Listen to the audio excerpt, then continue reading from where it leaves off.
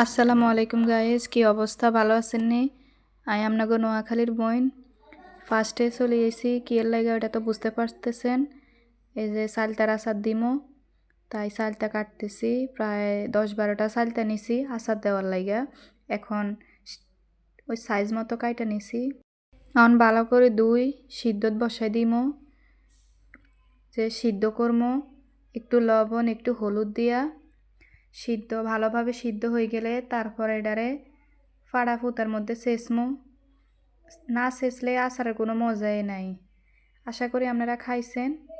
চেঁচা আচারটাই আলাদা মজা, তাই আমি আচারগুলা সব চেঁচি তারপরে আচার পাকামো।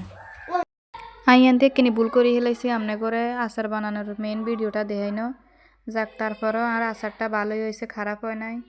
মেন কথা হইল গিয়ে আমরা নোয়াখালীর মানুষ হইয়া নোয়াখালীর ভাষায় কথা কইতাম হারি না, কারণ ঢাকা টাউনে বড় হওয়া এটা লাগা ঢাকা টাউনের কথায় কই। তারপরেও নোয়াখালীর ভাষায় চেষ্টা করি। সবাই ভালো থাকবেন, আল্লাহ হাফেজ।